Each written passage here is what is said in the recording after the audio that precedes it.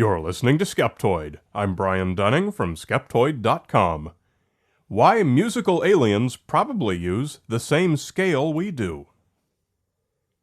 Today we're going to take one aspect of the popular belief that aliens from another world must necessarily be radically different from humans, not only in appearance but also in art, literature, culture, and behavior. Today I'm going to present a case that the fundamental unit of their music, the musical scale, is almost certainly surprisingly similar to our own, and even uses the same 12 notes found on an earthly piano. The basic argument is that our chromatic scale of 12 notes is based on the most fundamental fractions. By fundamental fractions, I mean the most obvious ones, fractions that every primitive culture would understand. 2 early hunter-gatherers would understand the concept of dividing food in half, even if they didn't have the language syntax for it. 3 hunter-gatherers would understand dividing food into thirds. Larger social groups in any environment, on any planet, would be exposed to the concept of fair division of food or other goods. Even when a society develops that divides nothing equally, they would still have been exposed to the concept. You're trying to grow 3 plant crops, you put an equal amount of water on each. The understanding of basic fundamental fractional portions is one of the mathematical concepts that would be known to every culture, everywhere. Every tuned musical instrument depends on fractions. The sizes of the keys of a xylophone are based on fractions. The lengths of plucked strings are based on fractions. The resonating space inside a flute and the parameters that can tune a drum are all based on these same fractions, though in different ways.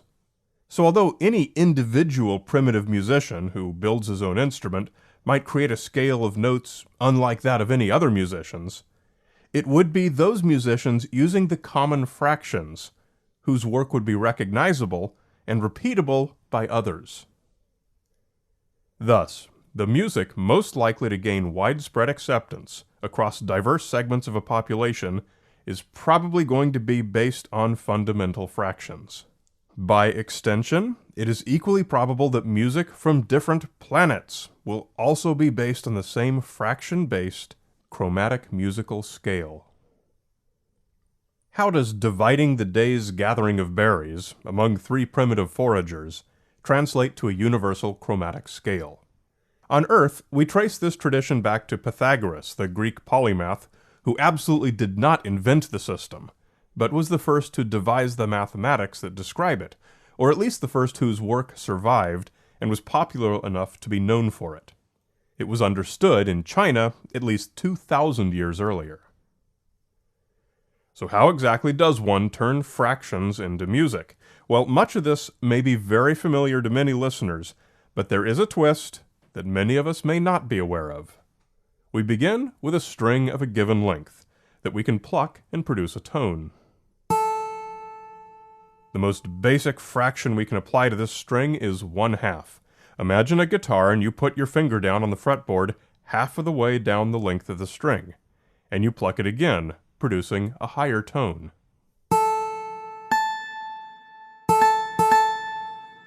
That's an octave.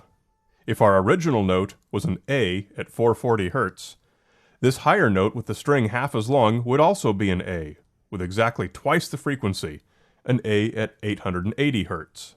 Similarly, we could go on all day cutting the string in half, or making it twice as long, and play all the A notes there are, and all would have a frequency that is some multiple of 110, 220, 440, 880, 1760, and so on. Pythagoras noticed that the most common musical interval also happened to match the next most common fraction, 1/3. When you place your finger 1/3 of the way down the guitar string and pluck, the remaining 2/3 produces a tone at 660 Hz, which is 2/3 the wavelength of the 440. And today we call this note an E. Like the A's, E's also come in multiples of 2 times that 660, such as 165, 330, 660, 1320, and so on.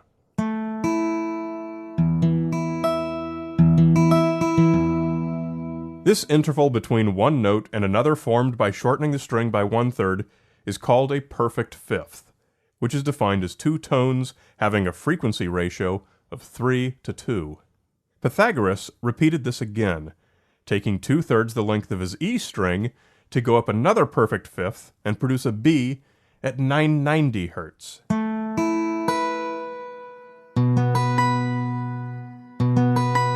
And a fourth time to produce an F sharp at 1485 Hertz.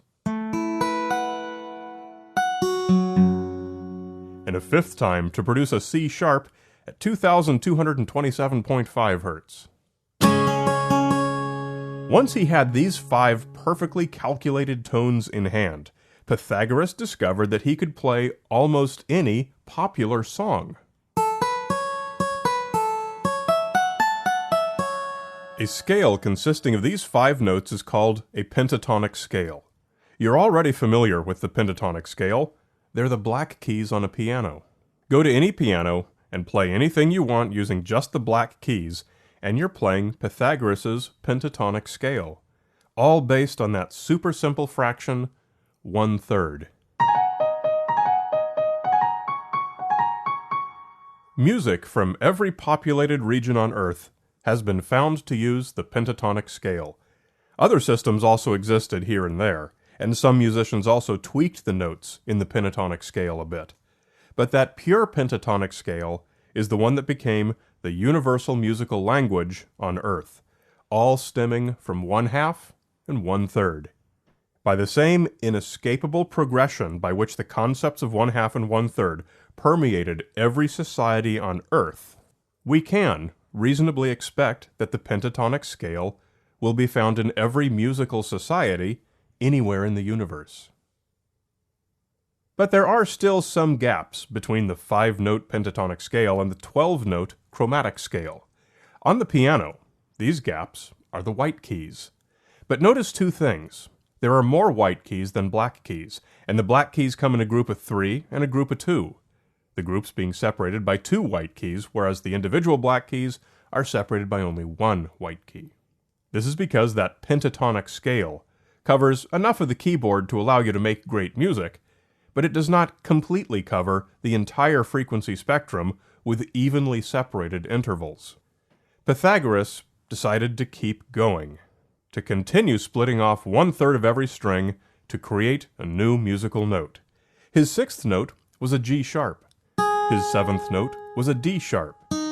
He continued this interval and created an A sharp, an F, a C, a G, a D, and then, miracle of miracles, cutting off 1/3 of his D string and plucking brought him all the way back around to an A. Pythagoras had found the mathematically perfect solution to a 12-note chromatic musical scale.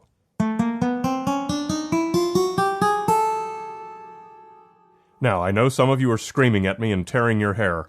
Relax. I said there was a twist. We'll get to it right now. The twist is that I lied. Pythagoras knew it was not exactly right. Starting at A440, Pythagoras had originally followed 12 perfect fifths to produce an A exactly 1 octave up, an A880. 880 Hertz was the target frequency to create a perfect chromatic scale. But when he went all the way around his 12 divisions of the octave, that last note, his A, was not exactly 880. It was pretty close, but it wasn't exact. It was just a little bit over 892 Hertz. It was close enough, though. It was close enough that most music listeners would probably never know the difference. Pythagoras could have gone round the world again, finding new notes, each a perfect fifth up from the last, and created a much finer scale with many more than 12 gradations of the octave, and gotten closer to 880. But that wouldn't have been a good solution. Music sounded really good with just those 12 notes. Pythagoras also could have taken a smaller number of notes. For example, the 8th note in his process was an A sharp, and he could have squeezed them all down a little bit for an 8-note chromatic scale. But that wouldn't have been any good either. For a long time, Earth musicians tried various ways to deal with this imperfection in the musical scale by making various adjustments called temperament. Leaving the notes just as Pythagoras calculated them, based on mathematical perfect fifths but with one little off interval, is called Pythagorean tuning.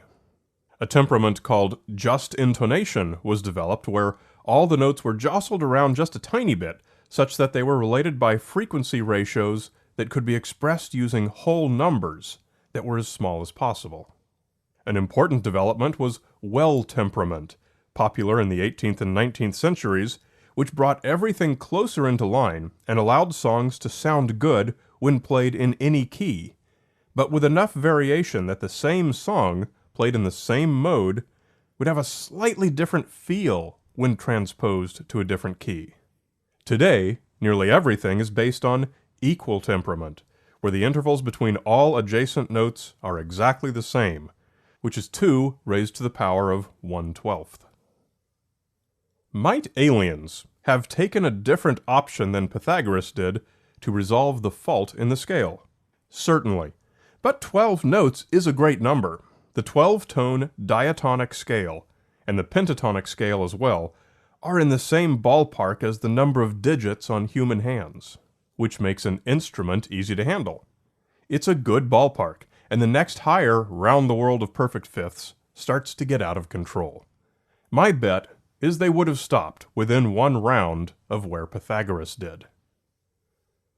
I've heard it argued that rhythm is probably also the same in alien music, based on ambulation, and a host of influences in nature. It may be that the diatonic scale, perhaps even the chords, match our own.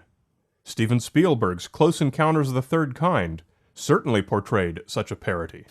If the fundamental fractions that informed the music of every culture on the planet Earth also did the same on other worlds, then it may indeed be the case that music is, as bards have long proclaimed, the universal language.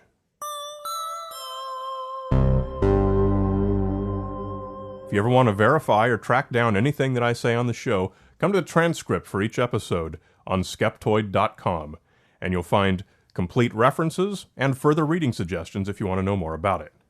You're listening to Skeptoid. I'm Brian Dunning from Skeptoid.com.